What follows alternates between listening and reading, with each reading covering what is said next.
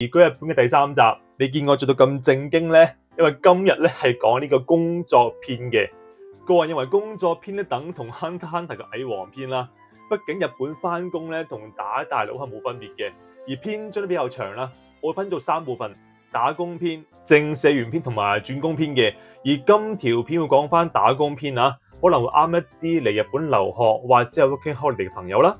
好，咁日本打工係點樣嘅呢？我會分5 part 嚟講啦。首先係打工嘅原因背景啦，然後係點揾工啦，然後見工嘅準備啦，實際工種同人工係點啦，兼且翻工咩難處啦，呢5個部分嚟講翻嘅。OK， 我哋廢話唔講，馬上去片。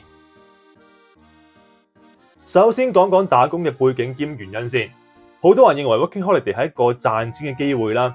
畢竟以前成日聽啲朋友講去澳洲農場摘水果啊，仲有支牛奶嗰啲好好揾嘅。即係比起 holiday 咧，更加似係 working。但係日本咧，絕對係更加適宜 holiday 嘅。我個人認為嚟日本嘅朋友通常都係以興趣為多啦，甚少聽話嚟日本賺錢嘅。OK， 再加埋日元近年貶值啊，日本人工近20年冇升過啊，喺日本打工嘅性價比咧絕對唔高嘅。所以咧，覺得佢點解要打工咧？好簡單2個原因：一，想練好日文。畢竟留學嚟講，你用到嘅日文場景咧都唔算太多嘅。但係工作絕對可以擴闊你日文嗰個場景啊！而2咧，純粹真係為咗愛 ，OK， 純粹真係為咗愛。畢竟由細到大受日本文化影響啦，咁成日睇動漫啦，又成日嚟日本旅行啦，加埋日文學咁多年啦。假如我未試過喺日本翻工嘅話咧，我好難說服自己真係中意日本咧。所以打工算係圓過一個日本夢啦。第2 part 點揾工咧？一般嘅 part time 日本叫 arubaito 啦，以我個人認知，大概有3個途徑可以揾啦。第一個咧就係街頭招聘啊，喺東京街頭，你假如有留意嘅話咧，好多連鎖店啊、便利店嗰啲咧，9成9出面嗰啲街招咧，都會貼住一個招募 arubaito 嘅一個廣告啦。你有興趣嘅話咧，可以直接入去揾店長傾一傾嘅。OK。而第2，假如你想揀多啲有多啲選擇嘅話咧，你可以 down 一啲日本嘅揾工 app 啦。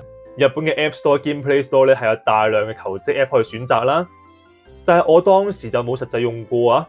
而第3就係可以入啲 Facebook 或 TG 嘅 group 啦，一啲在日嘅香港、在日台灣人嘅生活 group 啊、揾工 group 啊，我睇過入邊都有啲工作係有人介紹嘅，咁呢一類 group 可以慳翻你前期嗰啲溝通啦，畢竟可以用中文啊嘛。所以假如開始語言信心唔大嘅朋友咧，可以試一試呢個方法啦。而 lucky 係點咧？咁我係喺呢3種嘅途徑之外嘅，我係經語言學校嚟揾嘅。因為初嚟日本嗰時係真係唔識講日文嘅，咁起碼預翻2-3個月練一練先啦，係咪先？但係計劃不如預期啊！咁我係記得嚟日本讀書第2-3個星期嗰時咧，咁啱見到學校咧貼住一個打工招聘廣告，而咁啱嗰日咧，其中間公司係嚟學校開招聘會，一啲小型嘅招聘會啦。咁我當時係完全抱住一個聽下嘅心態去體驗下啦。點知當場咧俾人拉咗入會。OK， 咁個公司同事咧問我有冇興趣去試一試見工啊。咁我開始都猶豫一下嘅，但都係抱住試一試啦。即係唔嚟都嚟咗啦，即係來都來了啊，係咪先？咁去試一試啦，就抱住呢個心態咧，抱住來都來了嘅心態咧，就去咗見工啦。好，咁講見工之前咧，先講講呢份工嘅實際工種兼人工先。咁呢一份係一份喺機場賣手信嘅 sales 工嚟嘅，公司係日資公司啦。因為喺機場咧有機會用到中文英文啦，所以就叫你去見工啦。而工作內容就好簡單嘅一份 sales 工啦，即係都係收銀啊、補下貨啊，然後係介紹下公司嘅新產品啊、新手信啦。聽落就唔特別難嘅。而實際人工係點咧？實際人工當時係時薪1500 yen 啦 ，OK， 時薪1500日元。因為當時我係本住讀書為重，所以就1個星期預我翻2至3日，每日可能翻4至6個鐘。我記得當時嘅糧單大概係1個月5萬 yen 左右啦，OK， 唔係5萬港紙，5萬 yen 咧大概真係2-3千蚊左右，真係完全係補下生活費嘅啫。千祈唔好有賺錢嘅心態咧，如果唔係你會好失落嘅。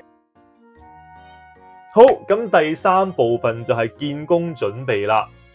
當時咧，佢係抱住打工心態啦，咁諗住求其一份 part time 工，衣着整齊去見就 OK 啦。點知咧公司話要着西裝，哇！咁西裝咧，你諗下，唔係恤衫外套咁簡單喎，你連皮鞋啊、呔啊、皮帶呢啲全套買咧，唔多唔少都係一筆使費噶啦，所以係未翻工先使錢。OK， 咁除此之外咧，日文嘅 CV 啊、日文嘅見工流程啊、自我介紹啊、展望動機呢啲咧，你都要準備下啦。咁我係上網都有睇啲流程嘅，啲問題會問啲咩啊，都有準備一下啦。但我個人認為最難嘅，除咗語言之外咧，仲有一個字係 manners 啊，即係禮儀啊。冇錯，日本係禮儀之都啦，加埋工作環境嘅禮儀咧，可以話禮儀之天國啊，非常之多 manner 要記嘅。例如入門前一定要敲3下門，2下唔得，1下唔得，4下唔得，要3下門。入門之後咧，你唔可以即刻坐，佢叫你坐你先坐。係連企起身離開，兼且係閂門咧，係全部都有一套 manner 一套規矩嘅。呢一度係非常之難記。點解咁難記咧？畢竟呢個係文化方面、習慣方面嘅唔同啊嘛。即係習慣嘅嘢唔係死背又背到嘅。即係你喺香港冇試過咁嘅規矩咧，突然間見到一啲你唔慣嘅嘢咧，係非常之難記嘅。所以當時我就一放學咧就去練啦，練呢個稿啦，然後練呢啲 manners 啦。前後大概準備咗成個星期左右先去見工嘅。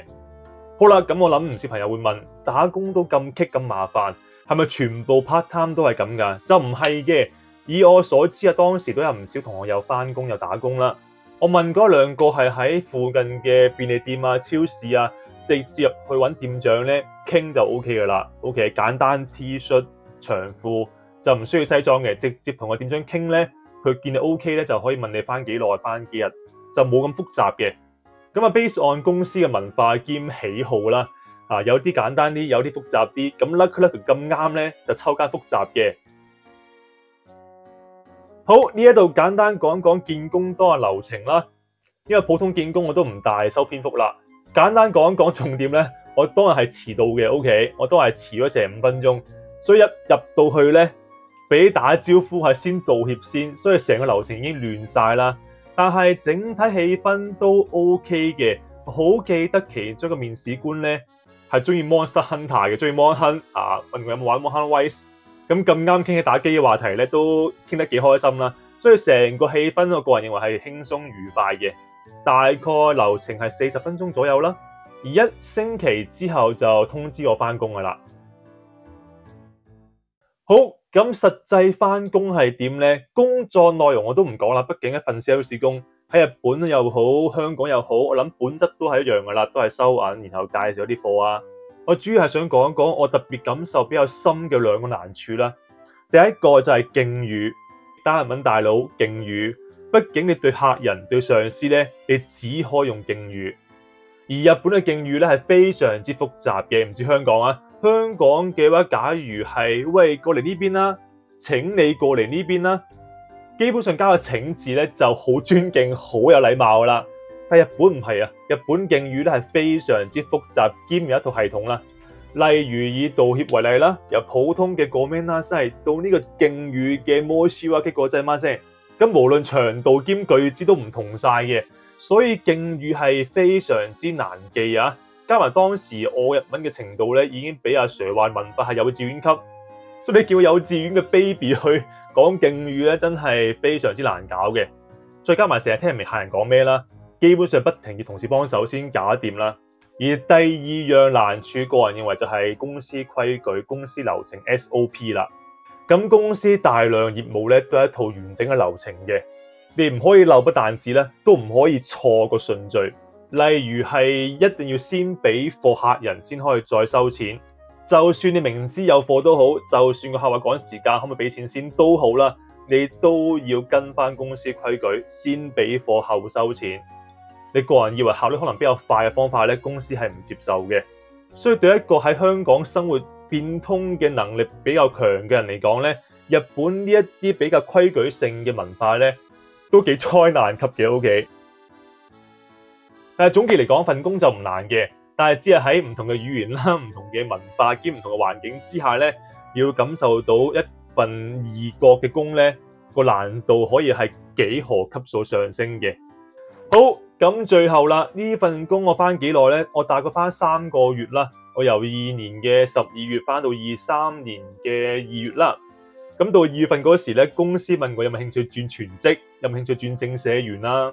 咁我有冇轉正社員咧？我哋下一集先講。下一集我會分享翻第一份喺日本嘅正社員工作體驗啦，兼且同日本新卒入社感覺係點啦，同埋都簡單講講轉工作簽證嘅流程係點嘅。